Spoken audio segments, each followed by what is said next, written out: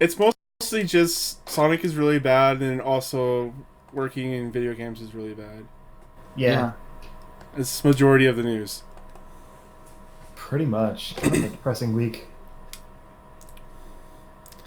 I actually didn't order this, so let's see. I'm gonna pull up the YouTube show channel.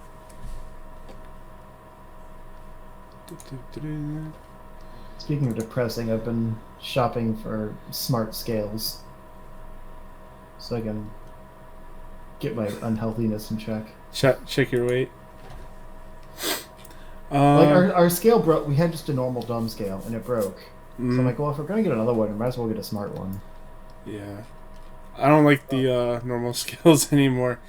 Yeah, there's so much, and like there's whether you want to do Bluetooth or Wi-Fi, and like the things they measure, but really they don't do anything because you're just standing on them. So they're not gonna find Wait, like wait, your wait, wait. Hold on, hold on. A what? fucking scale has Bluetooth? Yeah, so you can sync Yeah, it to your phone and keep track of it. yeah. Why? It syncs like your Oh, fitness apps and stuff. oh fuck. I'm sorry. That just every fuck. I really want one because I think that would actually be good for me. Yeah, they're honestly they are super useful I whatever. because you can Look at keep the the. trends. It's just like I get it. I get it. It's just I'm being a stupid old man. When I look at my uh graphs, like I don't trust myself for recording stuff. So if a yeah, machine same. records it for me, I trust that more. Yes, Yeah, this is why I just eat like a piece of shit. I'm like, no, fuck it. I don't need to keep calculations. This is going into my body and it makes me feel good. There you go. yeah. I've done that for too long, and it hurts now. Like everything hurts. Yeah, I want it to hurt so that way it get the ride's over quicker. No, Well, you're married, so like I want to live. Like I want to eat garbage, and I I want want to. to live. No, I didn't mean that as like a personal attack or anything. No, that that's makes just, I'm, one of you. that's One just of I'm us. funny. just saying, like I want to eat garbage. Like I want to just do whatever I want, but also like I feel like death all the time. Like the last few weeks, and Yeah. it's not enjoyable. No. So if I'm gonna live, I want to like live. You know, like I don't want to Yeah. feel like death. Like I can't do anything. So I No. gotta get like I think maybe there's uh like some health issues, like history in my family, and so like we're more susceptible to like the like high cholesterol and things like that. I think Yeah. it's I've been just dealing with. Americans by nature, just because of what the fuck we eat and what we've Well, eaten. I mean, I do really like burgers and cheese. I've been feeling the You chest pains you recently. you live in the South, or I live in the Midwest. yeah, Midwest. Well, That's not the bratwurst, South. but like lots of meats, lots of stuff that's not gonna say good for you. I live in Texas, so I think it's just like unless you live in California, you're probably gonna die young, relatively Yeah, if you eat like because what we're fed. we are very well known for our pizza, our barbecue, and uh, Nazis. that's about it, I guess. Also No, I'm not. thinking like Missouri Oh, specifically. okay. Yeah, that's about it because nobody else. I mean, besides, yeah, because yeah. I mean, we're close to Chicago, so we kind of get the hot dog like Really? rollover. I'm gonna put on my Thor face. Are you though? Are you though? Like, St. Louis is closer, I think. yeah, St. Louis is like 3 hours from Chicago, but I'm like 2 hours from St. Louis, Okay. so yeah, I'm pretty close. I mean, just a whole blanket of nothing in that Midwest area. There's caves and parks. There's pretty nice caves and parks. Okay, that's nice. I don't go to them enough Yeah, because they're called that's flyover states for a reason. your flavor state. I mean, I'm just saying this. I didn't invent the term. No, Nobody's. I know. All right, let's get the show on the road. Yeah, sure, please. I want to get this one quickly. Hello, everyone. Welcome to the Char Shot Gamescast. Each and every week, friends gather around and talk about things going on in their lives and the games they've been playing. Today, I have with me Justin Hi. and Ben. Go see Endgame. Like, Yeah. yeah, do that. I don't want to say hi because you called me out on saying hi when we did the Endgame. He was podcast. trying to impersonate you, Justin. I had to call him out. Oh, Yeah, I just said hi because anything I would have said would have been a spoiler, and I was not about to fuck up somebody's day within the first 5 minutes of a podcast. you had to get that out, like, because you just said something without it being a spoiler. Yeah, but like it was different because like I wanted to be clever. I'm like, oh, what if I say this?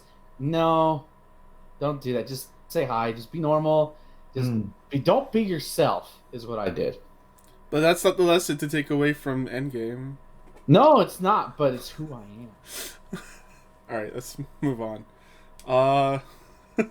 Yeah, we made a podcast about it. You can go listen to it. I need Ben's audio to go edit that. Oh, way to call me out in public, boss. We spent an hour and a half talking about it, so this is a good nice. show. So yeah, I'm a little bummed I missed it, but I wouldn't have been any fun. Yeah, even it was a lot of what about this and what about this? Yeah, it was a lot of that. I get it. It's great though.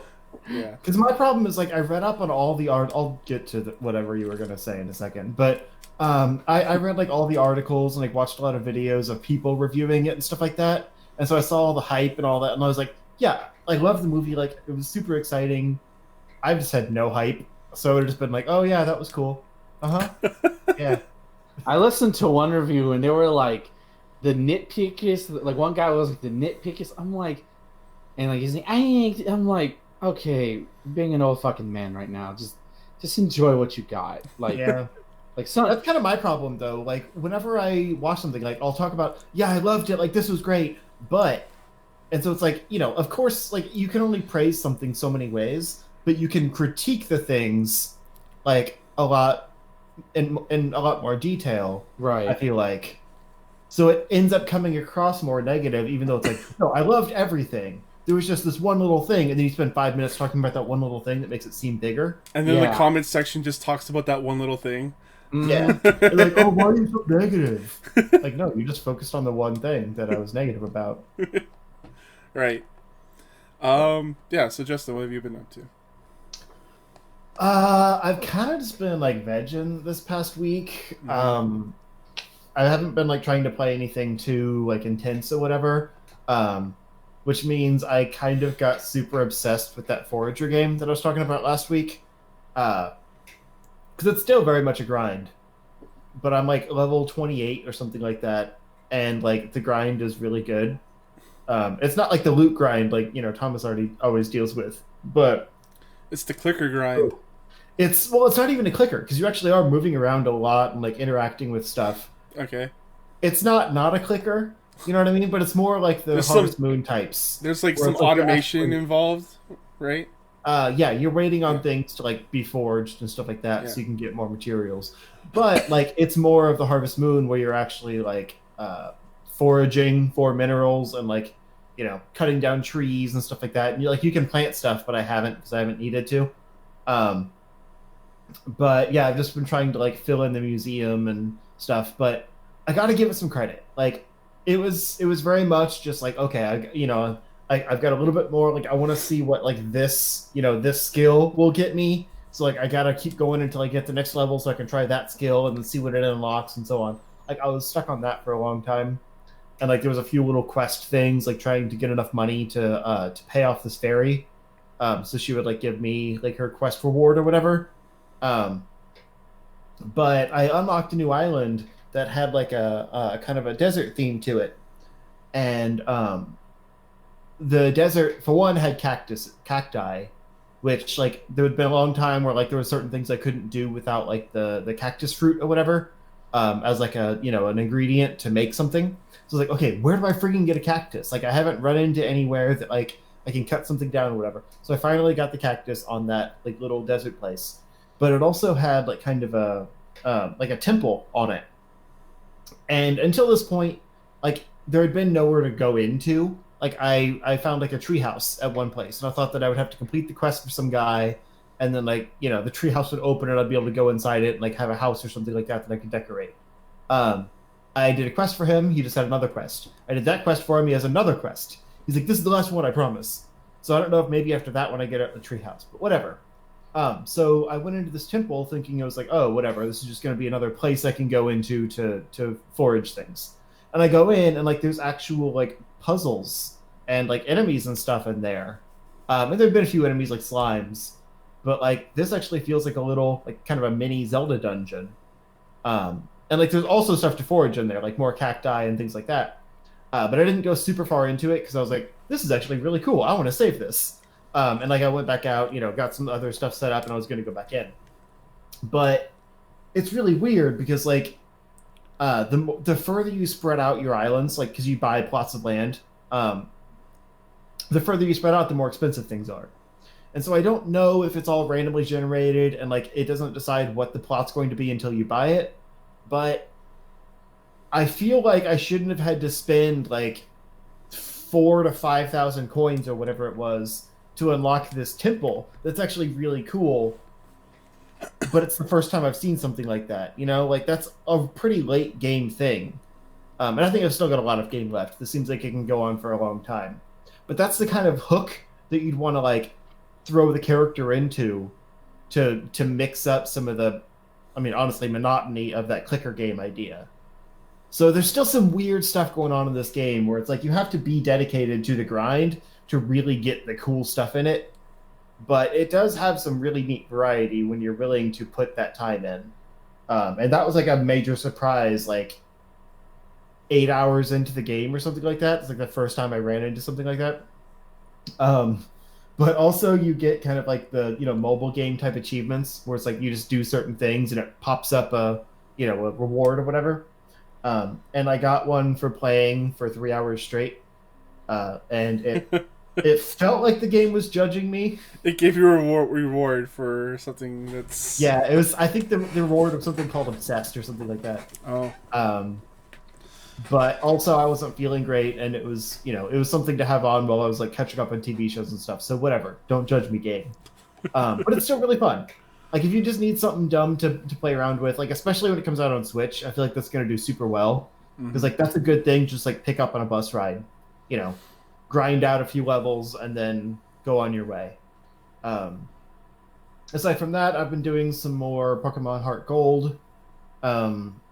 I forgot how like unforgiving some of those earlier games are, like especially the DS era, because they haven't introduced the experience share that like gives all of your party experience in battle, and so you really do have to like kind of grind in those games, because it got to the point where I was at a gym that had like I didn't have anything that was good against the gym. I think it was the fighting gym.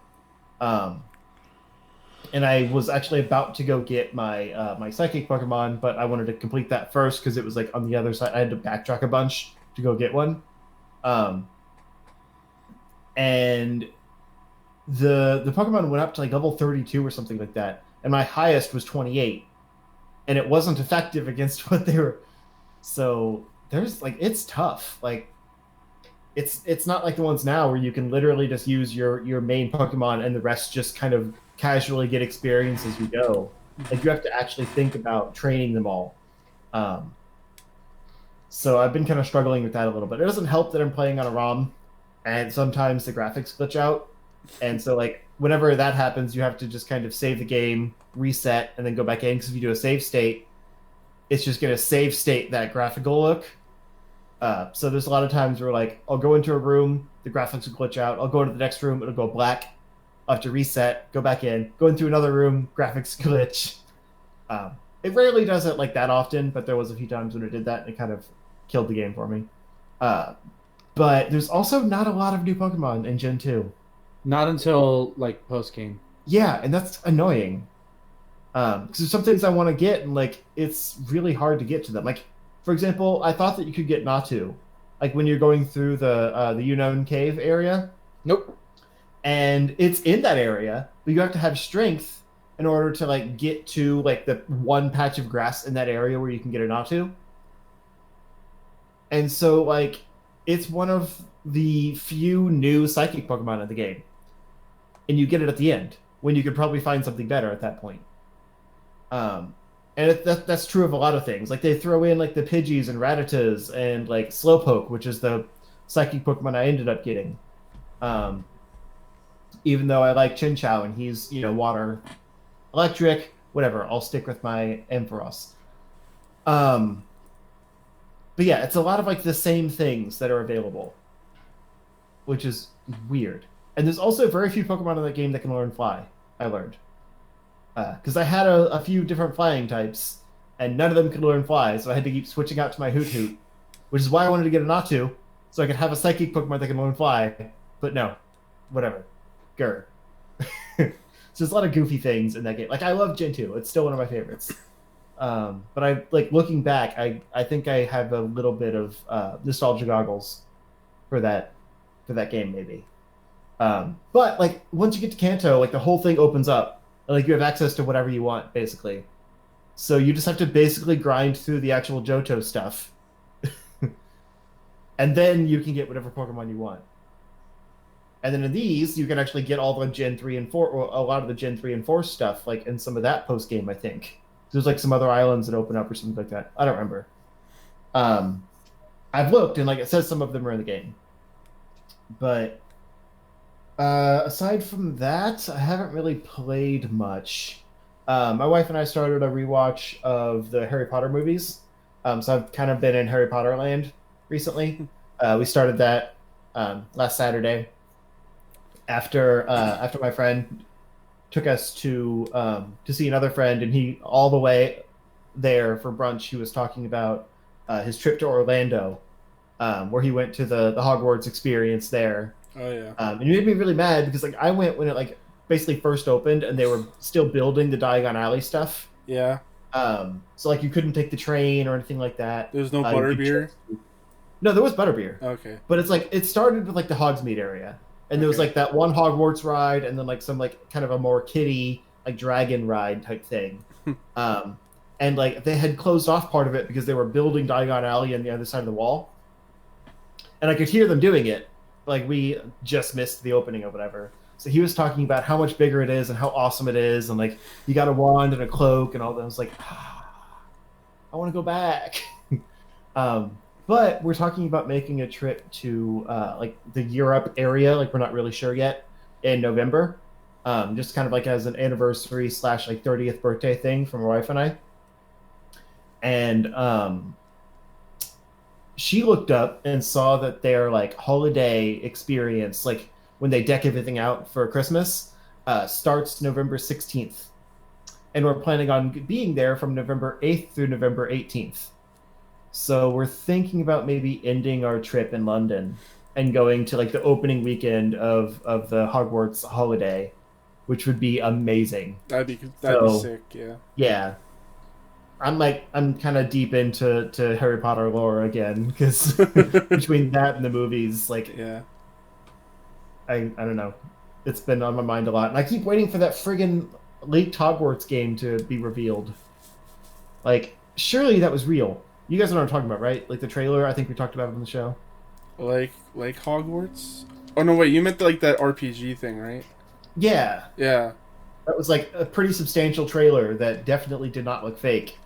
That I assumed was coming like at, the Game Awards. I think they leaked it for the Game Awards. Yeah. And then it didn't. And then like I thought maybe Gamescom, and then it didn't. And then, now we're getting close to E3.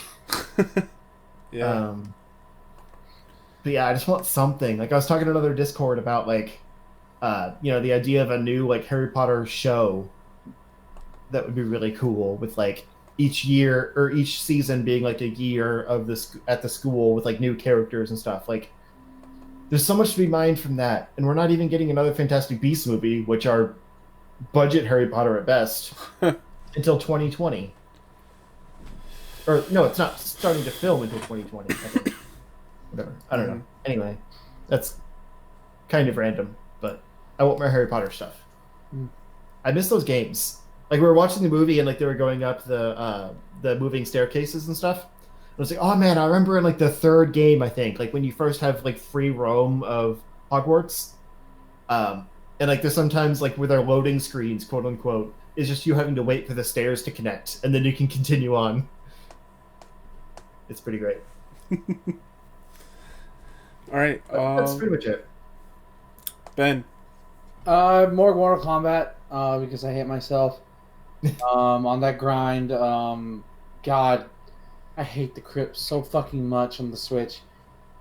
Just because of the other versions, how it just looks like ass. It's just, come on, guys, like a little bit more. Whatever, maybe I don't know, but I heard they patched the Crypt and made it look or a little better. I couldn't Did tell they? you. They That's fixed what I've some. heard. There was a recent patch, but it fucked up some sound issues. I've been having sound issues with the game. Great. So like, and I noticed it first with Shao Kahn, where when he does his hammer attack, it has a great like twang twang. For some reason, the second hammer just doesn't make a sound, and it's like, well, now I'm not playing Shao Kahn anymore because that's annoying. And then when I was fighting on Chronica stage, the one with the hourglass, that's not a spoiler. It's a stage. Yeah. Like the music just went away, and it was super annoying. I'm like, guys, come on. Okay, whatever. So I like there. I've done a couple arcade endings. I think I did Scorpions, Jades, Katanas, Liu Kang's. I've done Kung Lao's yet. I've done a couple. I did every single tutorial though. Every single one. I got Shao Kahn as a voice actor, as not a voice actor, as an announcer, which isn't as cool as you think it is. This is not. I don't know if it's worth that reward. But it's nice. I haven't done every character trial because I'm at Jax's character. I was doing Jax's character trial, and I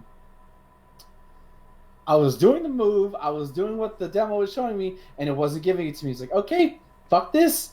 Did the Towers of Time, like, I don't know why I keep doing this and stuff. I'll go play Towers of Time, and unfortunately, at the time of this recording, the patch that fixed the quote unquote fixes the Tower of Time, i.e., lowers the difficulty and boosts your rewards, is live for both PlayStation 4 and Xbox, but still no release date for Switch Or PC. Or PC. So I hear you can just cheese that by setting your like AI difficulty. yeah, it's weird. I don't want to. I can't even. Just let the game grind itself, basically. Yeah, and I don't want to do that. I would just grind out the towers for the rewards, and then if I want to play, then I would feel cheated doing that shit. I would. I've been putting off playing it until they get the patches in. Yeah, I don't blame you. I What's keep the going. point in grinding for rewards that aren't worth it? Right Yeah. now? You know what's my favorite? You know what's my favorite clicker game? Mortal Kombat. That's why I just playing arcade mode. I've created a couple of variations for the characters. I beat Sub-Zero's. I beat Sub-Zero's and Aaron Black's arcade mode ending as well. I named one of Sub-Zero's variations "Ice to Meet You." Oh no! Nice. Yeah, I was like, it's got to be a nice pun. I named one of Shao Kahn's variations "Hammer," but it's like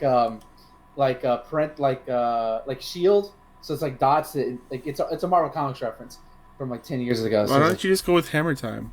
Because everybody does that. Do they? Yes, because it's like the first. By the way, I have not played online yet. I refuse to play this game online. Not because the online's bad, but I don't want to get juggled for the rest of my fucking life.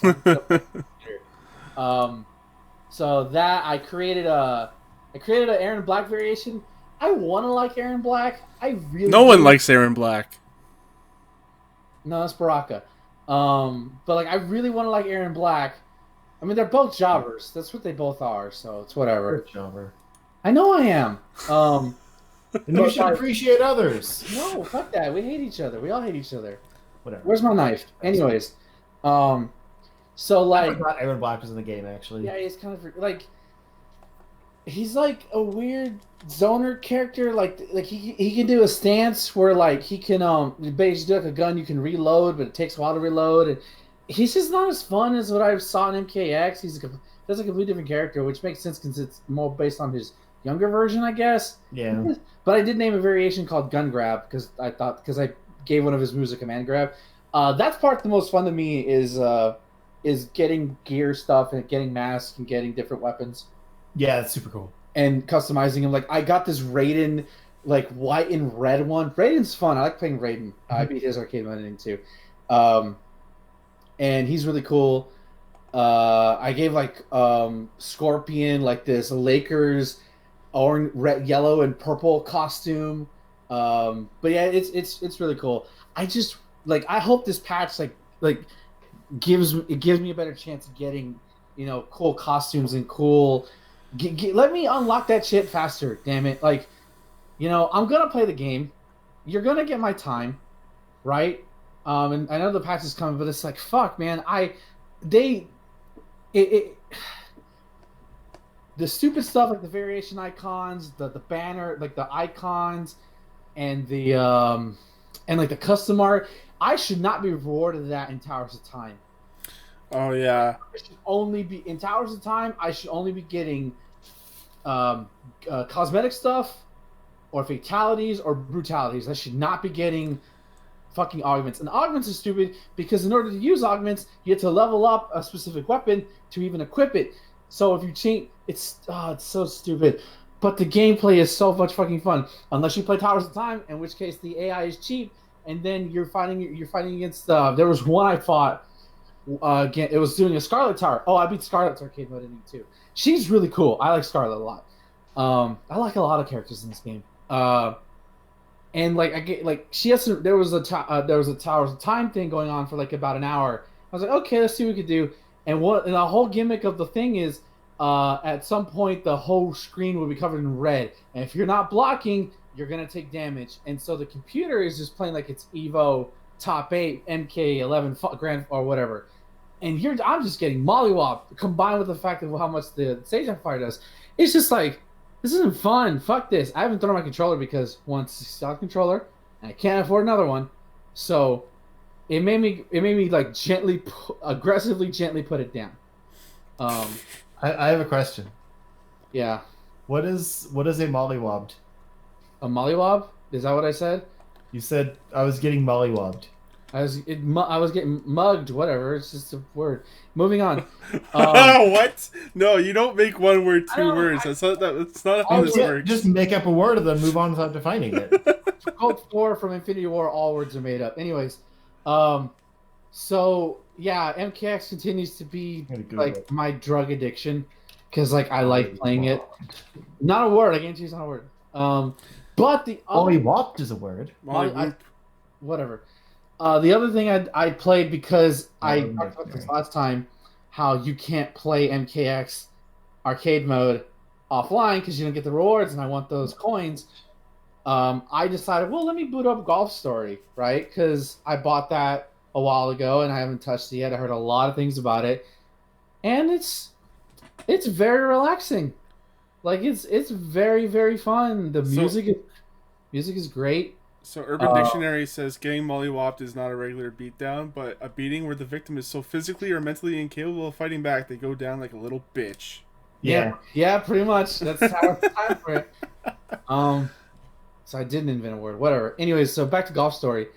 It's very fun. Basically, the story is you are this child prodigy who is very good at golf. You grew up, you come back, and you're trying to rekindle that love for golf. And shenanigans ensue. It's very quirky, but it's not super quirky. Is it anime? No, it's not anime at all. No, okay. It gets very like, you can tell it was influenced by Earthbound, but it doesn't go to that Earthbound level of extreme. But in terms of like the humor, it's kind of like Earthbound, but not as insane as that. But the gameplay is surprisingly really like just calming. There's something satisfying about, lining up your shot and, judging your distance, checking the wind, and then, getting on the green or getting on the fairway. Thankfully, I watched ESPN a lot as a teenager, so I knew like a lot of these golf terminologies before I played this game. But I think I actually got a hole in one like a couple of times, and that was super sick. It's like, oh shit, I got a hole in one. And I knew the rules, like the rule of golf, that you want to get to the hole as few swings as possible, because that'll otherwise increase your score. You don't want to be plus in golf; you want to be minus. But so far, I've been through 2 areas. I just got into 3. The first one's kind of like a generic starting, golf course. And the next one, it has like tar pits and dinosaurs and turtles that you can bounce the golf ball off their shells onto the area. It's really fun. The side quests in there are not too invasive. A lot of them are just challenges, or like hit the golf ball here, or like hit the golf ball off this pack of terrain, and you got to figure out, which golf club is the most useful for what situation. If you're playing Golf Story, be sure to use Precision Shot, which is the Y button. That helps you a lot. Once I started doing that, it made everything feel better. But it's so relaxing. Like I think I booted up on my way to work, and I just played an entire 9-hole like it was part of the story, and it just I was like, this is nice, this is nice. So I'm gonna be playing more of that. But that's all I've really played is hating myself with MK11 and loving myself with Golf Story. That's nice. This week I've barely played anything. It's mostly, Avengers and catching up on TV shows and stuff. You've been playing Avengers? Yeah. I've been watching Avengers. So I guess the game that I've been mostly been playing has been just Samus Returns and Nice. hunting down those Metroids. I finally got that parry attack or whatever. What's it called? What? Parry. When you parry What? them. Oh, you got it. You figured out how to do it. Yeah, I figured out like how to do it. Game with that. I just mean like I figured out how to like do it consistently. Yeah. See, it's not that bad. Yeah, and you feel like a badass when you pull it off. Yeah. Especially with some of the trickier timed enemies. It's so cool when you do it on the Metroids themselves, because sometimes she jumps on top of them, and then you just like feed that Metroid with missiles. Yeah, those are great animations. Yeah, it's pretty cool. Yeah, that's basically it. Like I haven't been doing a whole lot, unfortunately. Watch Game of Thrones or watch what I could. Yeah. Oh. Am I opening up old wounds for you? No, I'm just tired of the internet moves too quickly now. Yeah. I'm kind of over it. Like as soon as something becomes funny, or by the time something becomes funny, it's already become unfunny. You know what I mean? Like every part of a joke is mined within like 5 minutes of it becoming a joke. I'm usually like so late to all this stuff, so like when I'm there at the Zeitgeist, I'm like, oh yeah, I'm here. Because I'm usually like super late. I'm like, hey guys, how about this thing? And it's like a week's past. And I'm like, oh. So like you're Internet Explorer, right? So yeah, let's just move on into the news because I don't have anything interesting to really say. So let's start off with Bloodstained: Ritual of the Night getting its release date. It's coming out on June 18th for PS4, Xbox One, and PC. And then unfortunately it comes out on the Switch on June 25th. Cause it also seems like it's not going to be great on the Switch. From what I've heard. What did you hear? Like, there's been... I mean, it was from like the betas that they're putting out, so I don't know, maybe, this new art style and everything, maybe they fixed it.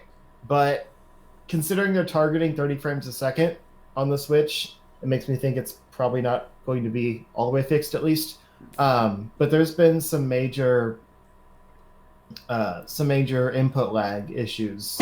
Oh no, that's not good.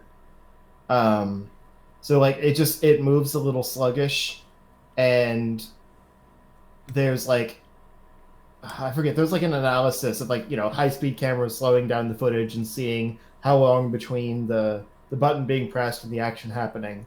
But it was noticeable. Wow. So I don't know if that was an old build or not, but I was reading about it like when this trailer came out. And the Switch delay and all that. There could also be patches that fix it. Who knows? But that 30 frames a second just worries me a little bit. 30 frames a second in 720p makes me think that they're struggling to get it to run. Wow. And that, there might still be some lag there. That's rough. So you might want to hold off on the Switch copy if that's what you're aiming for. Nah, I'm not. Instead of getting this, you could get Mario Maker 2, which comes out on the same... Yeah, but why play a game that's going to cripple me because of all the creativity when I can play a game where I can just not deal with that anxiety? But then you can't play Justin's levels. I mean, I will get it eventually, but like... that's the only reason why I stopped playing Mario Maker. I got crippling anxiety from that fucking game. Wow. It just wasn't... I was like, I can never be that good, and I'm never going to beat these levels because everybody's too smart for me. So, bye! I don't know.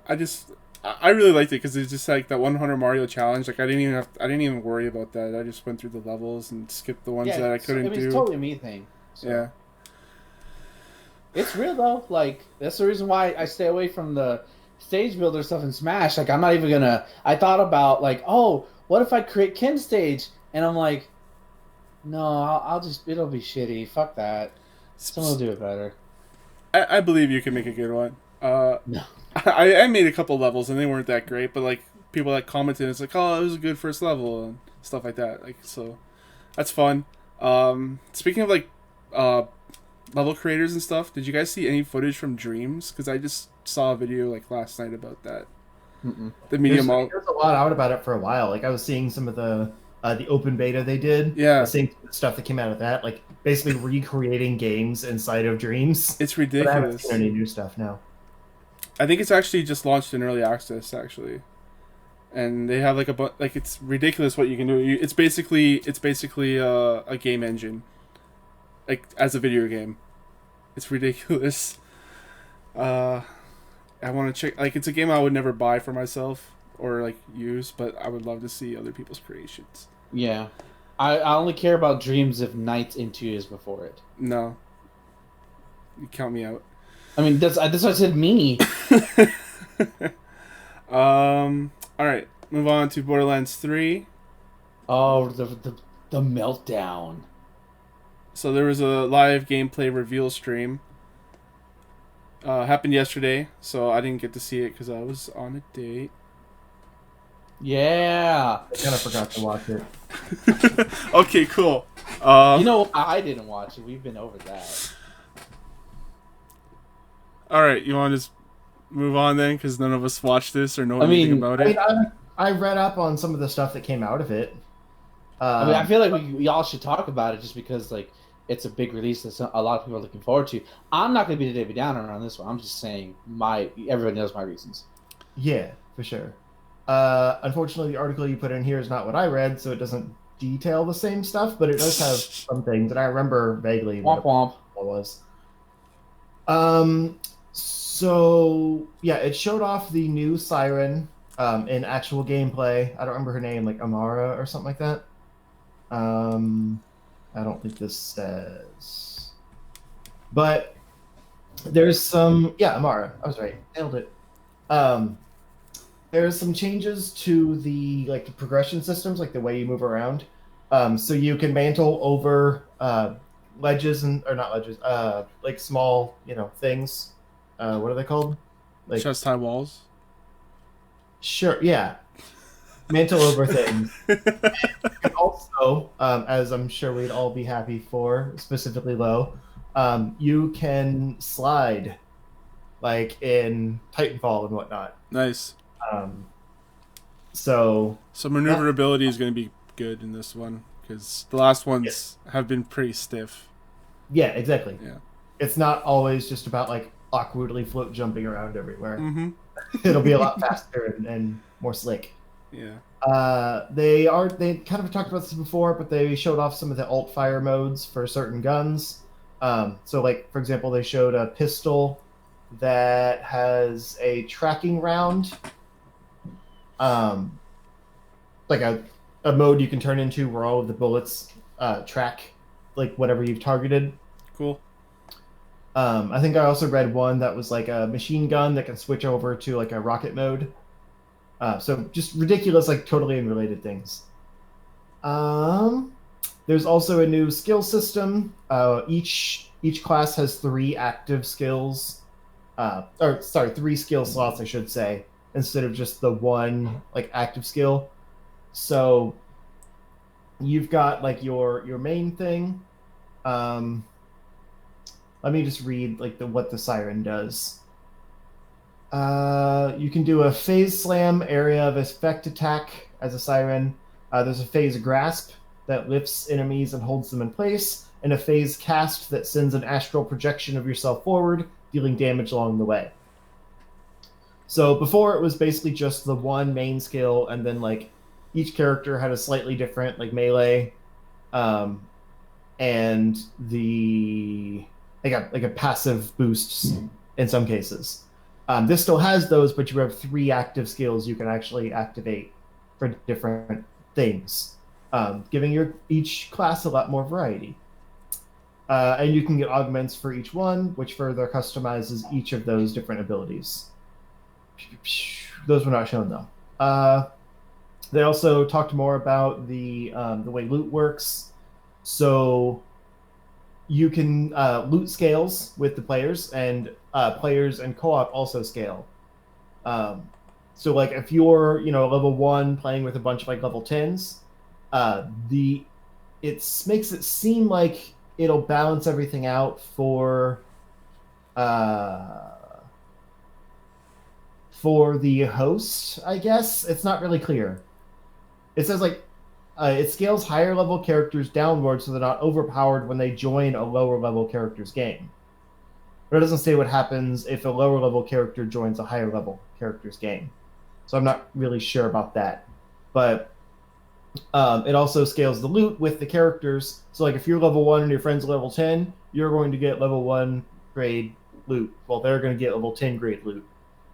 But you can also change back to a classic mode that everyone fights over the same loot, and just like Borderlands 1 and 2. It sounds like a terrible time. I mean, the classic mode. The classic mode. Yeah, because you take everything. Right. Yeah, horrible for you, great for me. Right, exactly.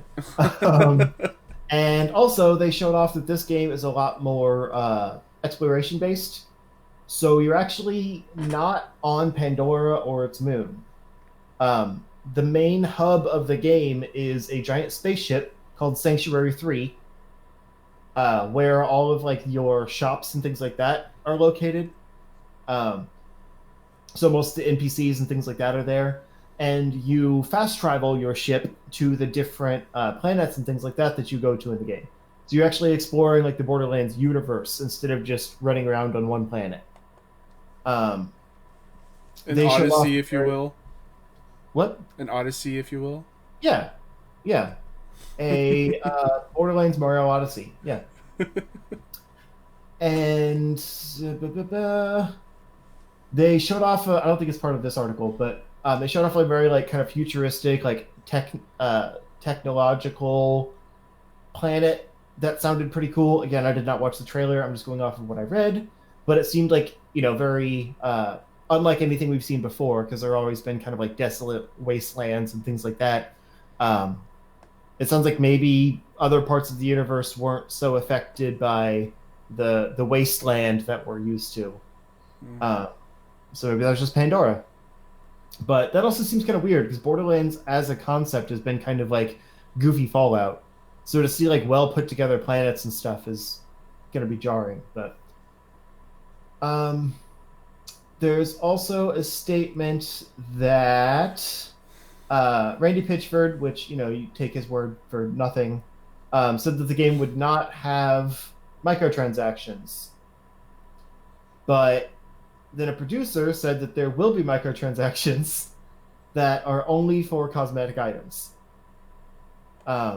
So basically what they say is, when we say no microtransactions, what we're really trying to say is that we're not trying to nickel and dime people. We'll probably make content after launch that we will sell. We also don't intend to take what Borderlands was and then chop it up into chunks and sell it. So Randy Pitchford in a lot of ways seems like Gearbox's Donald Trump.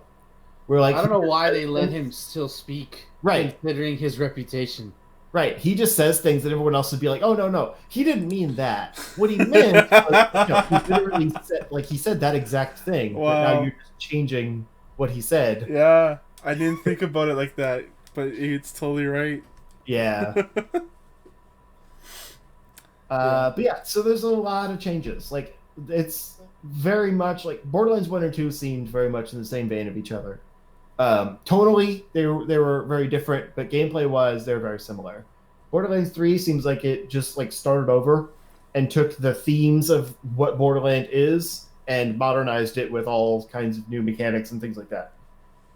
So yeah, I think it's going to be really cool. But it was a 2-hour-long live stream, and there was no way I was actually going to watch it. Yeah. But neat. They also said, oh yeah, real quick, They said that there's a lot of changes to the inventory system to make it easier to navigate and to better like classify what things are. So for one, weapons and things like that have a like a score. So instead of just like having the different powers and things like that on them, they actually have an overall score that like sums up kind of all of the different stats and stuff to like one number. So you can just see straight up like, okay, this is noticeably better than this thing. It might still be like, oh, I don't want to sacrifice, the element I have for all these better stats, but like you can see something as like a 700 versus a 600 or something like that. So if you don't want to take the time to see all the different stats. And it also makes it a lot easier to categorize different things and all that. I'd probably have to actually like go into the live stream to see more about, but the point is they tried to streamline a lot of that stuff that's been messy in the past. So yeah, that's mostly that. Randy Pitchford, shut the fuck up. Also that. All right, moving on, we have Epic Games acquiring Rocket League studio, Psyonix. Dun, dun, dun! That seems weird. And everyone's freaking out because they think Psyonix is just going to go to Epic and not be on Steam anymore. They are. They haven't said anything yet. This is still... Their update is that... their comment is that we can't comment on speculation. Can only say that Rocket League remains available for purchasers on Steam for the time being. Long-term plans will be announced in the future. Plus, be real. Let's be real. It's not like if you don't own Rocket League on Steam, you won't be able to play it. If hypothetically it does go exclusive to the Epic Store, you'll still probably be able to play it on Steam, and it's not like they can take that away from you. And it'll probably be crossplay too, because Psyonix and Epic have been all about crossplay. Exactly. So... But I mean, it might just not be on Steam available to sell to new people. Like, Maybe. if you already own it, obviously. Yeah. But I feel like the hype for Rocket League has kind of died down, and people who have it... It's not as fervorish as it was, but it's still around though. So. Yeah. And to be clear, I just want to state that I'm the idiot that believed The Verge and their editorializing when they just, I guess, assumed that it would no longer be available in the Steam store. And I saw a lot of freak out about that, yeah. That's bad reporting, motherfuckers. It is, but it's The Verge, so, That's why you don't trust The Verge. They're on the verge of fucking you over. I remember when they first launched, they were really cool. They're on the verge of journalism.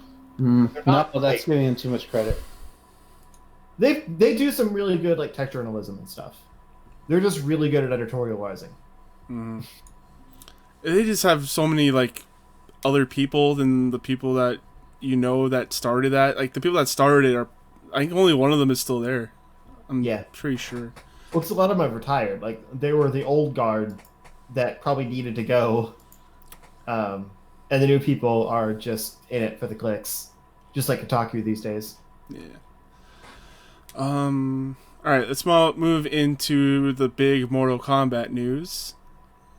So we'll talk about the patch stuff first. So, as Ben already said before, there's a new patch for both PS4 Xbox.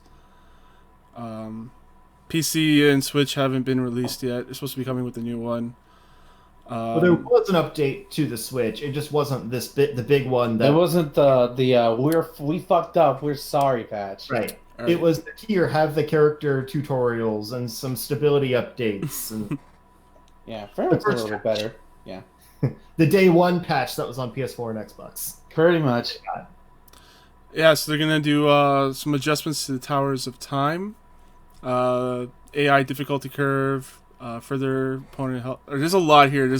I'll post the link in the show notes. The big thing is AI difficulty is lowered. Certain modifiers won't be as bullshit. They're still gonna be there, but like in certain modifiers, like then one of them was like missiles coming at you or blood missiles, they're unblockable, and you are gonna get mollywhopped if you even try to block. So now they're blockable. Rewards are increased. I think like fatality, like you get 3 currencies. You get coins, green skulls, and hearts. Hearts, you would get 1 per fatality. Now I think you get 3, which is infinitely better. You multiply that by how many towers you have. That's a lot more hearts. Plus, because this is the like I said, I'm sorry, but we're sorry we fucked up patch. You get I think 500,000 coins. Mhm. 1,000 souls, 1,000 time crystals, 1,000 time 500 crystals. hearts. Yeah, which is the 1,000 time crystals will get you 2 skins in the premium shop, which is not bad. And the red hearts could probably get you maybe a couple of the Gets you Shao two- Kahn chests in the Gets crypt. you 2 chests. Yeah. Hmm. Yeah. But the fact that that's gonna once I can't wait till this comes to the Switch, so that way I can actually play Towers of Time and enjoy my time playing Mortal Kombat in handheld mode while I'm at home. Do you know if they're gonna change the currency for the chests for Switch? I think maybe some of the crypt stuff will be lowered. Oh, by the way, once you get out of that first area in the crypt in the Switch version, the green skulls disappear quickly. Like it turns into nothing but like coins and That's everything. so I heard weird, the other versions don't have green coin chests. Oh, green, yeah. It's only in that first area. Once you get like to the courtyard and Goro's lair. Sorry if this is a spoiler. It's Shang Tsung's Island. You know it's gonna be there. Yeah. So like, then they pretty much disappear. Like there's some zombified things that That's require so weird. green skulls, but you need something to unlock that stuff. Yeah, I still need to unlock that. Yeah, Yeah. so do I.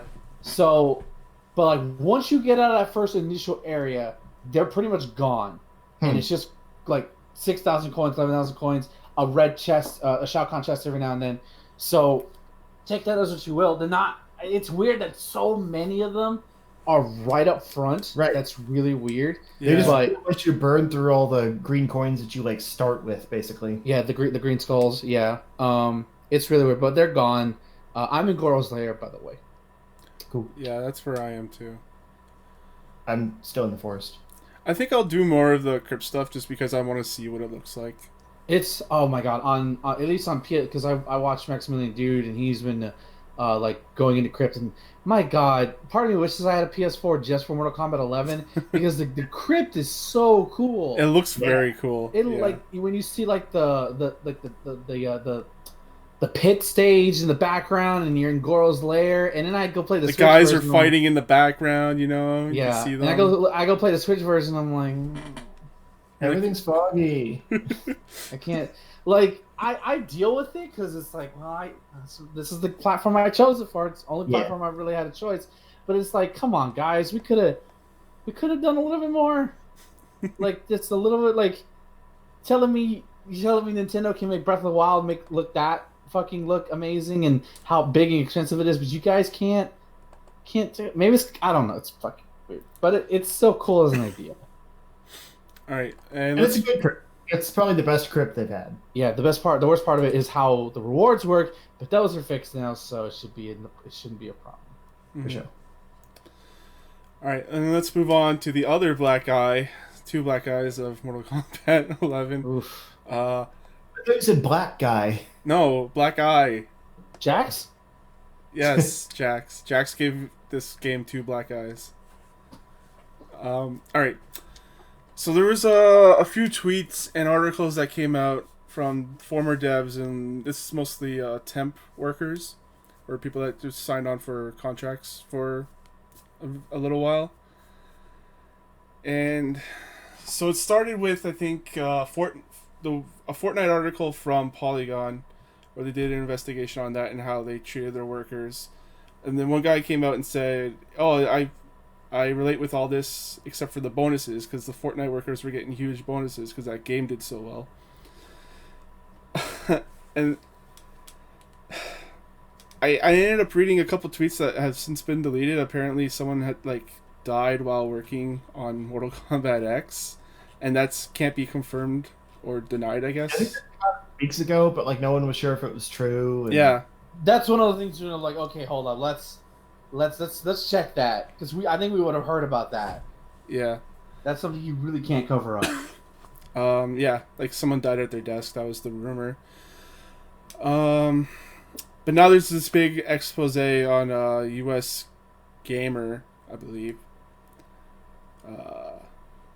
about the conditions that were there for Mortal Kombat 9, 10, and Injustice 2. Those interviewed spoke about how the studio would string temps along with promise of full-time gigs so it could finish projects. Explained some contractors would break down because they could not keep up with the workload. With one source claiming they worked 220-hour month at one point, which is insane. That's dumb. The number of temporary workers at the studio is high and competition is fierce. Commented one other source, while another claimed the lowest tier of contractor workers were put in the same windowless room. It's also alleged that NetherRealm would regularly poach ideas for key features like fatalities from temp staffers because the studio wouldn't have to pay them anything extra. Meanwhile, full-time employees would also apparently abuse their position by dictating every aspect of the temp worker's day, handing out offensive nicknames. I know full-time employees that would take extra long lunches and told contractors they would take their lunch or when they could take their breaks. So basically they're micromanaging them like temp workers where you can't really dictate their hours like contractors. Because that's what an independent contractor is. You can't dictate their hours. Temps recall, yeah, I've already said that. So like this is like really awful work conditions there. There was also a huge tweet thread which I debated about bringing it up last week because at the end of the tweet thread the developer said I don't want any of my tweets to be in an article or even discussed, and I was like, that's not how like the internet works. I don't know what to tell you about that. But there's more info over there as well. Yeah, you guys have anything to add? I mean, not really. Okay. One thing I think is interesting that I want to point out from this article that you linked here, it said, on Mortal Kombat 9, crunch officially began after New Year's Day 2011. Of course, we did a bit of pre-crunch before that, which shouldn't be a thing, just to make sure we were in a good spot for crunch. Yeah. This was on scheduled documents. This was not a wink, wink, nudge, nudge, passionate, hardworking thing. This was mandate. Like, they planned for crunch. That was part of the game development cycle. Yeah. I just think that's really interesting. It's not crunch then. It's just work. Yeah. Yeah, it's like it's that's scary. just how they expect people to work. Yeah, and I think we're going to see a lot more of these articles this year with more and more devs feel like they can speak out and talk about this kind of stuff. Yeah, there needs to, there needs to be like a U.S. labor law thing because this is ridiculous. Yeah, especially like minimum wage. Yeah, it's like there's so many like the cost of video games and everything, all that. I don't care. None of that shit is important as people's health and working conditions. That always any business, your employees take priority. Then again, I work for a company where that's not even the fucking case. So, welcome to America. Yeah, pretty much. Are you still hiring in Canada? Can I move up there? Actually, there's a position open at my work. All right, I'll come live in Toronto or outside of Toronto. Well, and that's kind of the interesting thing too here is because they're making minimum wage, they rely on the crunch to get by with the job. So it's like if they weren't working 100-hour weeks, they wouldn't make enough money to get by. Yeah. And so like developers are preying on that, but saying, "Oh, well, we're paying you a living wage to make this game." It's like, no, you could pay me a proper wage at 40 to 60 hours a week, because game development is usually more than 40 hours, not even like including crunch. Yeah. And it would even out, but instead you're screwing me over to get more hours out of me for less money. Yeah. That's not okay. Yeah, so NetherRealms is actually in Chicago, which I think this is what you were talking about. Is that apparently Chicago is expensive to live in? I didn't know that. Yes, it is. And there's a huge housing there's a huge housing issue going on right now. It's just like Toronto. My friend Chicago, sorry, real quick. Was doing a temp job for a while, and he was making I think he said 40-some thousand a year. Yeah. Which is more than I make. And he was like, he had to have his roommate pay more than his share of the bills just to even be able to stay out there. Yeah, with that job. It's like rough. he said like I can't live like on my own, like live comfortably, unless I make like 60 to 70,000. Yep. For me, like that would be I'd do whatever I wanted with that money. That's ridiculous. That's insane. Yeah, like we have the same housing issues here where if you're making 50,000, you might be all right. Like it's the same here too.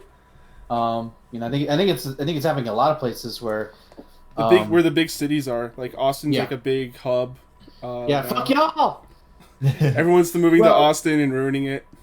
To be fair, I'm also married, so like we have dual income. Oh so yeah, it's a little easier. Yeah, like not as much of the bills come out of me, but I could still afford to live on my own with what I make. Like, let's all move to the Midwest, y'all.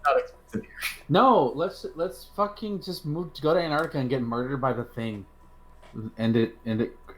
Just end it all. Fuck it. I rented our old apartment with $600 a month.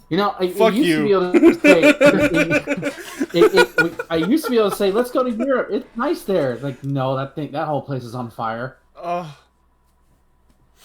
Rent here, if you're lucky, for a studio apartment is like $1,200. Yeah, ours was a 3-bedroom. Is that like utilities included or no? You have to pay utilities. Oh, fuck that. Yeah. If I pay that much, you fucking better include that shit. That's in Toronto. Like, you'll be lucky to get like 1,000 where I live now. Oh my god. I mean, some of the places like downtown, like the college kids, they'll pay $900 for a room. That's because daddy pays for that shit. Right. And it's, student housing or whatever. It's the experience, but it's still like, it's an apartment. They're sharing with other people that all like share a common space outside of the room they pay for. Like, it's stupid, but they're fully furnished, blah, blah, blah, whatever. Yeah. There's a reason why people still live with their parents, man, because it's fucking... Shit's rough, dude. If you pay rent, it's even cheap. Like, it's still cheaper. Yeah. Yeah, but these articles came out, and it actually made me think about, like, how it must be in Japan, because, like, we're experiencing it now here, where we are, in North America, in Europe and stuff. So I thought about Japan because they had a lot of that salaryman business type culture where people just worked forever and people died from that. Like they reported on like 141 deaths in 2016 for people that just worked themselves to death. And one of the articles that I came across from Game Industry Biz was talking about Swery's White Owls studio. And this is actually fairly recent. They had a panel at what was it called now? Reboot Develop Blue Conference. I've never heard of this thing before, but apparently he's looking outside of Japan's business practices, obviously, to try and make a better place to work. I like this here. He says White Owl's work schedule is very flexible. Shihiro said. Our employees come when they want and leave when they want. They're allowed to take on other jobs if they want, or if they have the time for it. They're allowed to work from home if it's possible for the project at the time. I encourage them to have, if they have work to do, to get out of the office, to go and work at a bar or something to go relax. And he also said if you're staying in the office past 6 p.m., which is their office hours ends there, but the building stays open till 10. He says, like, I encourage you to, like, take a drink if you need one and just, like, relax. Like, don't work yourself to death. And everyone gets kicked out of the building at 10 because it belongs to an old woman and she needs to sleep. So, like, at least there's some developers out there that are, like, taking this to, like heads of development. They're taking precautions with this and like trying to help things. It should be like a line-wide practice in the U.S. I can't speak to how working industry is in Canada, but Lord knows I'm where I work. I find myself working to that because it's not explicitly told, but it's like you gotta move. I'm like, fuck you. I'm fucking overweight and fat, and you don't pay me enough. Shit. Yeah, I have a pretty good job. Like, I have to work every day because of customer service emails, but I'm soon getting out of that stuff and moving into a different position within where I work. But my hours are basically whatever I'll kind of make them up to be. Which That's is the nice. dream. Yeah. I would work 4 10s if I could, but I can't. But aside from that, yeah, it's great. Yeah, so there's like a glimmer of hope out there, guys. It's not all doom and gloom. Yeah, And there's some studios that are great. Like I said this in our Discord. It's very telling that the same studios that seem to be getting caught for all their like terrible business practices, you know, as far as like microtransactions and like sleazy release stuff and bonuses and all that, are the same ones that like the studios seem to have terrible work conditions. Yeah. And, like, you know, they're trying to maximize profits through all these microtransactions while also screwing over their underpaid developers. They're doing both, yeah. Yeah, like we can pretty much figure out who the rest are going to be, and they're all going to get their comeuppances. Yeah. Speaking of comeupances, we have the Saints Row movie in development with the Fate of the Furious director. How's that a comeuppance? I don't know. I'm just trying to move on. Dumb downance. Okay. This is going to be the first of our 2 movie related stories here. Yeah, this one might actually be good. As reported by Deadline, development is still in early stages, but Greg Russo is attached to write the screenplay. Russo is currently scripting the Mortal Kombat movie reboot with Warner Brothers, as well as Resident Evil movie reboot. So, there's some names attached. But like this guy, like the director, F. Gary Gray, which is this, F. Gary Gray. Okay, I was gonna say that's a stupid name. Aside from Fate of the Furious, which was not great. He's also working on Men in Black International, which looks fantastic. And like those 2 movies combined are basically like the plot of what I would picture a Saints Row movie being. I love Fate of the Furious. Really? It's not the best one. It's really good. And I also watch it on a plane, so it's like, you know, epic car stuff like on a little plane screen. Oh, that sucks. Yeah, you need a TV for that. Whatever. It wasn't good. But Charlize Theron controlling cars was pretty cool. Like drone cars. Anyway. But yeah, like you've got that, like all the crazy, like over the top action scenes and like, you know, car stuff and just like no concern for logic. And then you've got like a secret organization and aliens and like it's both of those things combined are Saints Row together. And like weird weapons, and so like I have hope for that at least. Also, he did Straight Outta Compton, but I can't figure out how to combine that. That's really good. Well, gangster stuff. Yeah, it's gangster stuff. Yeah. So yeah, those 3 things, like they nailed it. Straight Outta Compton is actually really good. I haven't watched it, but I've heard that. Yeah, I watched that in theaters and I own the Blu-ray. So I like Ice Cube's son. He's been great in other things since. He does a great job at playing his dad. He plays his dad, right? Yeah. The young version of his dad, which is weird because they look identical. Like he looks like young Ice Cube. Yeah. All right, let's get into the meme town with Sonic the Hedgehog official trailer. I guess. The only good thing about this trailer, well, 2 good things about this trailer. 1, the rings around the Paramount logo. That's really pretty genius. Yeah. And 2, the end shot of Jim Carrey as Eggman. And also he's in like Mushroom Zone or whatever because you see the mushrooms in the background. Is that a place? Well, in Sonic 3 Knuckles there was like a Mushroom Zone. Okay. Doesn't look the same as there, but that's the first thing I thought of. Like, I knew that was supposed to be like, you know, him in Sonic's world, but I didn't know Mushroom Zone specifically was a thing. It's like something mushroom. It's in Sonic 3 Knuckles, I think. It's kind of funny that pops up after the trailer ends. Like even trailers are having stingers now. That's stupid. Yeah, fuck this. I don't know how this got made. It's also to the ad writer who wrote Every Hero Has a Genesis. I mean, that's pretty good. No. Every hero has a Mega Drive. That only works here. If you do then I want that to be applied to every other region. If you watch the trailer in Europe, it's like every hero has a Mega Drive. Just do that. That would be great. Like it's just I don't know. Like the worst part of this trailer It's is Sonic. Sonic. Well, I mean everything about it. Also like the generic. Jim You know, Carrey is great. Jim Carrey's No. great, but like the generic like army things and Yeah. like Sonic looks all right when he's moving, when he's not standing still and he's a blur. And when Yeah, he when doesn't he- talk, The car like, as a blur, that looks great. Yeah, actually. when he does the spin ball for the first time, like that looked really cool. I'm not gonna lie, that looked sick. But then that shot of him where he's in the car next to James Marsden, and he just looks so awkward. Yeah. It's like he doesn't look like a anthropomorphic hedgehog. He looks like a small person who skinned Sonic and put his skin on. he doesn't That's even what look it like looks he's like. there. Yeah, and it's like, and the human teeth is like, who authorized that? That's unsettling. Like, It's not. like, and there's one. My favorite one has been like because apparently the rings they had to have a reason to get like for the rings to have function, right? So now the rings are like Doctor Strange teleportation magic.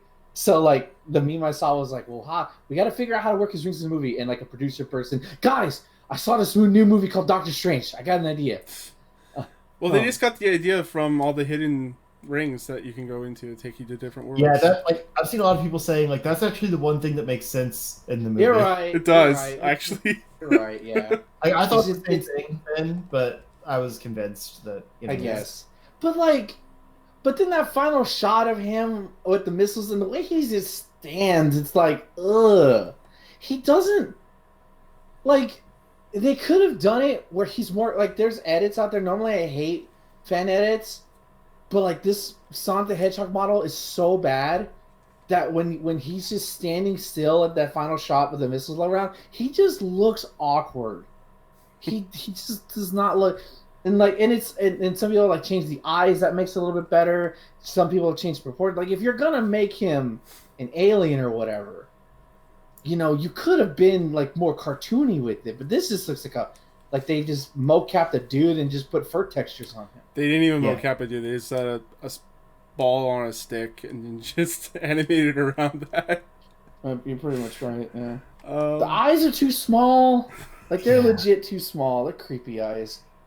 The eyes and the mouth, really, that's it. Like that's the body is weird, but like I could get used to it. When he's like bending over, getting ready to run, that's fine. When he's like standing there, he doesn't look like he doesn't look all right. I will say I'm pretty sure they've already edited the model, like since I know that's a story we're gonna get into, but I think they've already edited the model since like the first shot we got, because his man legs don't look as creepy. Like when he's standing there. They They look still look creepy. like it's basically human legs, but like it's not as bad as I expected. And his it to look. shoes look weird. Like, why do they look real? Like, it's just Yeah, I don't know, but the mouth is creepy. His torso is too high. Like I get it. He's he's runner. Like he's got to have some big boy legs, but like the proportions are all off.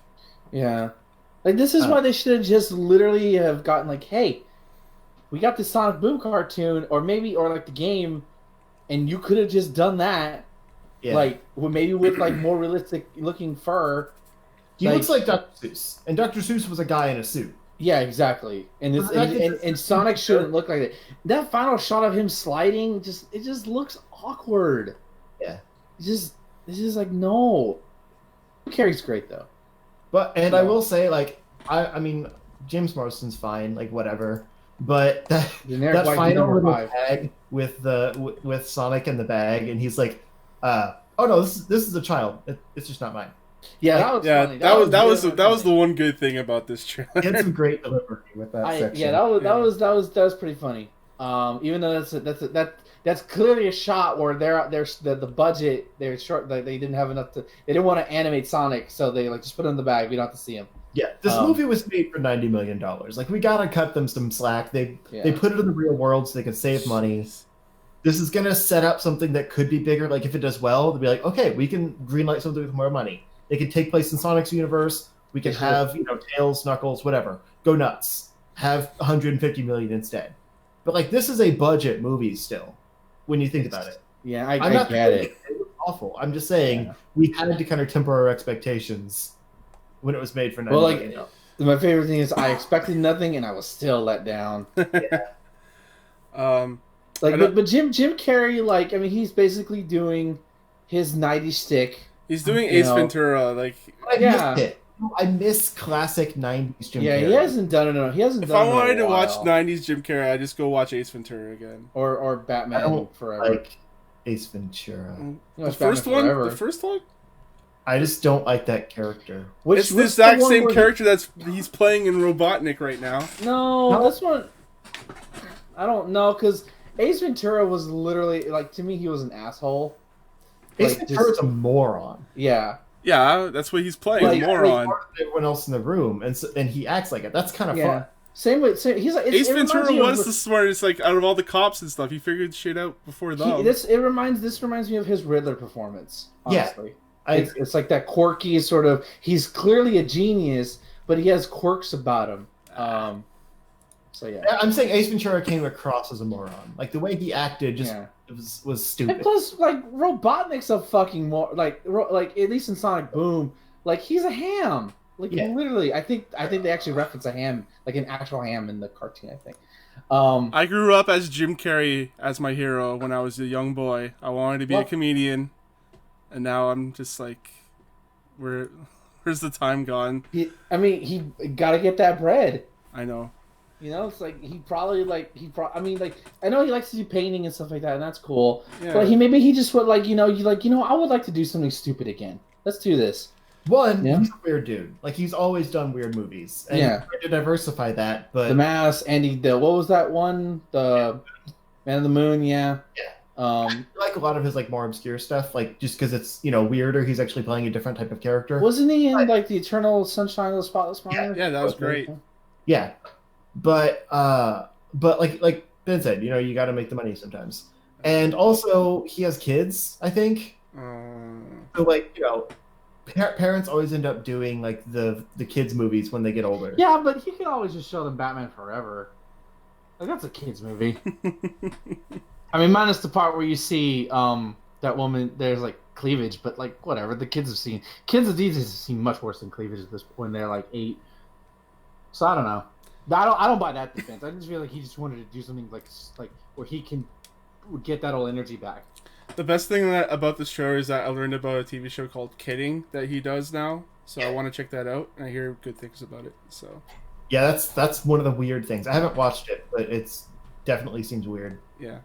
But I saw like behind the scenes production thing of like a one shot scene they did in it, and like it was showing kind of like the camera moving around, like it was actually all in one shot. Like a lot of times they try to hide it and things like that. This was just one continuous tracking shot where like as the camera was moving, kind of like how games work, they were moving the set and everything around behind it. So like the stuff was happening, but like by the time the camera got back around, it was rebuilt. Basically. Oh yeah. It looked really cool. I'm like, man, I want to watch it just for that technical, like just to see how that looks. My favorite part though is because they released the still of Jim Carrey as Eggman before the trailer came out, and somebody photoshopped him behind like he's a Twitch streamer and like, thank you, Sonic the Hedgehog, for 500 bits.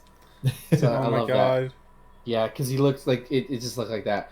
But I mean, because I think some people are saying like this is supposed to be like kind of like an origin for Dr. Robotnik. It looks like it. Like, yeah, and like he go like chasing this blue hedgehog, this weird fucking looking thing. And it drives him crazy. Into the portal at the end, and it's like, oh, now I've got you. And that's where he finds his skull cap, and he puts it on, and he's both. And there we're gonna see drugged out Tails and Ugandan Knuckles. I have a feeling the reason he looks so different at the end is because he's like he's gotten so crazy over it all that he's actually like transformed himself. He lost his hair. Yeah, that's like, probably the thing is like watch.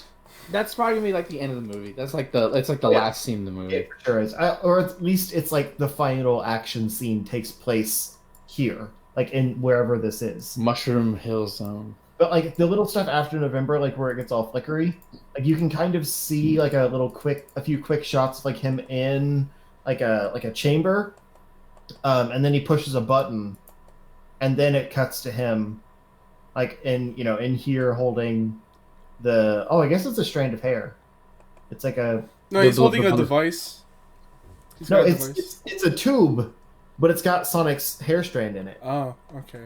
I didn't notice that until now. All right. Yeah, so I have a feeling he's like trying to figure out how to like transport himself over there, to, like, you know, chase after Sonic, and it like changes him. Yeah, that seems interesting. I'll give it that. Yeah. But his robots are generic, you know, no moto bugs, but they'll probably get crazier if we get a sequel or not. But Yeah, they're very much like the things that you spin dash in Sonic Adventure. yeah, like very Sonic. Sonic 06. No. Sonic. Yeah, so I think it's Sonic. 06 and Heroes had like generic robots. It might have been Heroes. Okay, so for generic things like this, because we've seen stuff like this in the early 2000s, mid 2000s. There's always a love interest. Does Sonic get a love interest in I this? swear to God, no. Because James Marsden will get a love interest. Yeah, Okay. James Marsden will get a love interest because they did the impossible. They make Sonic unfuckable to the furry community. But they're working on fixing that. That's a great transition. I want a high five for that shit. So yeah, Jeff Fowler, the director, or no, not the director, one of the graphic design artists for Sonic the Hedgehog, he came out with a tweet, said, "Thank you for the support and criticism. The message is loud and clear. You aren't happy with the design and you want changes. It's going to happen. Everyone at Paramount and Sega are fully committed to making this character the best he can be. Sonic hashtag Sonic movie, hashtag gotta fix fast." Which, by the way, I would like. I imagine he instant tweet, and he turns around, and all the graphic designers on the movie turn on. I'm like, dude, what the fuck? Now we have to work crunch for like the next 8 months. Delay the movie. Fucking delay the movie. If you're gonna do that, you better fucking delay the movie. I swear to God. I think they could do minor changes and it would be fine. Because really, all they like, I've seen some of the fan edits. They're not huge. And considering a lot of like Sonic won't be shown through, like, you know, won't be full body shots all the time, any kind of minor changes to like his dimensions and stuff wouldn't be seen that often. It'd be mostly in the face that they'd have to really focus on, and that's just fixing the mouth, making it less creepy and human looking, and making the eyes a little bit bigger and more expressive. You don't do the one eye thing. That wouldn't work in live action. It would look weird. But you just do more. He's already looking weird. You might as well make. He already looks weird without it. You might as well give him the one eye thing. I mean, yeah, sure, but you make a more pronounced brow, like kind of make it look like it could, you know, peel up and be the Cyclops eye, like people joke about. Exactly, yeah. Like have it like Sonic is a Cyclops. Yeah, leave a little bar at the bottom where you can't see it, but it's there. Right. More pronounced brow with like kind of a, you know, a ridge to it, and then like sharper eyes so they're not so round and chibi. Like pull a reverse Alita Battle Angel and make the eyes bigger. Can I also say that one of the concept artists from Detective Pikachu replied to this tweet. He says, "Hey, wow, this is huge. I was a concept artist on Detective Pikachu, and I'm a lifelong Sonic fan. Can we talk?" So... Yeah, that'd be cool. Isn't it? Yeah. I mean, it's not gonna, like... I mean, Pokemon Detective Pikachu looks amazing, and Sonic just looks like trash. Which is fitting, because most of Sonic's games are trash, so this is nothing new. Yeah. I don't know. But the thing is, the argument that I hated this week is like, but it's a kid's movie. I'm like, that's not a defense. Like, you can write a smart kids movie that's like all ages, and all ages literally means all ages, and not just, you know, the degenerate humor for a 5-year-old who likes stupid shit. I will say Ben Schwartz is also, I like his voice. Yeah, he's great. He didn't seem like, I could hear him, like when he's like gotta go fast and, you know, is that all you got? Like he has the dude, you know, for sure. And he's got the comedic timing too. Yeah, that too. Although, like, you know, the only thing that kills it is the face. And that's not his fault though. Right. But voice acting probably months ago before they even nailed down a design. Yeah. Can I just say that the one thing that immediately jumped out to me when I watched the trailer was the song? Yeah, well, for some reason, that, you know what would have been cool? And this is how you like. They if got. it was done by a You know, fan. what would be cool if they put Coolio in it. No, like listen, "Gangster Paradise" is a great song. It's a great song. It's a fantastic song. It doesn't fit. I mean, like if you wanted to channel the '90s, right? I get it, but like they could have done like a remix, like a cool instrumental remix to like Green Hill Zone or Emerald Hill Zone. The two, like, because nobody cares about Angel Isles on Sonic 3. They just don't. Not as much as the other two. They could have done that, but no. They could have done so many things. Well, you don't think Sonic is a gangsta? No, I mean, no, he's not. He's a fucking furry. At least this version looks like he's a furry who got lost and got speed powers. It's a documentary about a furry at a con who got lost. I'm telling you, this movie was never a Sonic movie to begin with. And it was a script somewhere somebody had, and some producer was like, well, we got to put something in a November slot. What do we got? And they picked it out, and then somebody's like, well, this is never going to sell. Nobody's going to fucking buy this freakish thing. And some other executive was like, hey, we got the movie rights to Sonic the Hedgehog. Let's put that in there. And then they just adapted it that way. Justin, what was the movie that you talked about in the Discord? It looks like Hop. I think it was Hop 2, you said? Oh, yeah. I saw a comparison picture, I think, on Reddit of like Sonic in the car with James Marsden, and then below that was Hop in the car with James Marsden. This was a Hop sequel. They just removed Hop and put Sonic in. All right. So, one last fun news story to go out on is the Razer toaster is going to be a real thing. Did you guys ever hear about this? The Razer toaster? No. I thought you were joking. No, this is real. So Razer CEO Min Lang Tan caved to fans' wishes after years of toaster hopefuls asking him about it every time he posted on Facebook. I'm going to put together my team of designers and engineers. It'll take a few years, but I'm sure to share the progress, said Tan. And I guess this all came about with like a Facebook meme. His announcement came soon after the Facebook group Give Us Razer Toaster reached over 1 million likes. And this is over 45,000 likes and 12 tattoos. I don't understand what the hell that is at the time of the writing. But yeah, this is going to be a real thing. It's not an April Fool's Gag because it's April 29th was when he last posted about it. So it's going to be a real thing with like LED lights. It just seems like a waste of money. Why make this? Because you want to have LED lights on your toaster. I mean, you could just go to Walmart and buy like an LED strip that costs less than that. Okay, so back to the tattoo thing. Apparently people, like, this was a thing called Project Breadwinner. And apparently, like, when it was still, like, in the concept phase and stuff, people were literally getting tattoos of the Razer toaster. Oh. So 12 people got tattoos of the Razer toaster, which each one was equivalent to 100,000 likes. Okay.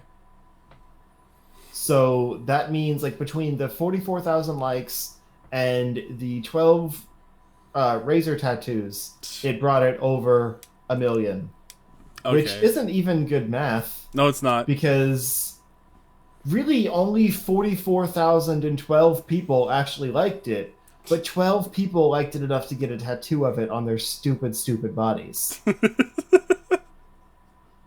This is dumb. So I guess that's where all 1 million. I guess that's where all the get the bread memes came from. There's a lot of that stuff in Destiny. If really? People post on Twitter, it's like I got my bread, and it's like a gun that's like hard to get. So that all came from the stupid Razer toaster? I mean, I don't like that phrase anyway. No, I mean, the phrase of "let's get this bread," like it's been around forever, ever since like the Dark Ages with Plague Mask. That's the thing. We gotta get this bread from the commoners. Let's feed them cake. You know, Marie Antoinette style. Mike in our chat says some people have more money than sense. That's true. Sense. All right. Anyway. Justin, where can the people find your stuff? They can find me if they look for Zero Score on YouTube, Twitch, Twitter, Instagram. I joked that I have to delete my Instagram because my wife found it and followed me. But it's fine. I don't have anything incriminating on there. I just didn't know she still used it, so I didn't bother to, like, you know, say anything. Yeah. But yeah. And Ben. You can find me at twitter.com/MarvelZiggy, where I really don't tweet that much because I deleted Twitter from my phone, and I have it back on my phone, but I am too lazy to reset my password. So, yay! Yeah, you broke your Twitter addiction. Yeah, well, not really, because when I get home, I just look at it like crazy. So yeah. So it's not really. I'm just not looking at it on my phone. But when I do tweet, it's probably just retweet of like anime titty art and memes, because I can't have an original thought to save my life. But it's there if you want it. I might post something like, because whenever I post something, nobody gets it, nobody responds. Y'all do, and I love y'all for that. I retweet anime art, I get retweets. I'm like, okay, I understand what my audience wants. It's perfectly fine. I'm not loved. Anyways, twitter.com/MarvelZiggy for self-deprecation, anime titties, and food. To be clear, I'm pretty sure original thought is punished on Twitter these days, because it feels like no one engages in anything anymore unless it's controversial. Yeah. Controversy makes... What's that book called by Eric Bischoff? Thomas? Controversy Makes Cash? Yeah, it makes money, something like that. Yeah. Part of the Deal? By Donald Trump? This is a better book, I think. I don't read any of Eric's stuff. I don't listen to Eric's podcasts. He's a flat earther, I think, isn't he? Is he? For real? No, I don't think he is. Okay, let me just say this. When I look at Eric Bischoff, he probably not is. He looks like a conspiracy theorist, dude. He just looks like he's one. Like, come on. I've seen him recently. He seems like he's chilled out, but still has a chip on his shoulder. Which is like, dude, it's been 20 years. Let it go. He's more chilled out than Vince Russo. You gotta give him that. That's true. Vince never left. Yeah, that's very much true. All right, let's get off the show. You can find me on Twitter, CSG Thomas. You can also find us at chargeshot.com for videos and audios, written stuff every now and then. I'll be coming back next week with Box Boy plus Box Girl. We'll talk about that. And until then, guys, enjoy your games. Godzilla!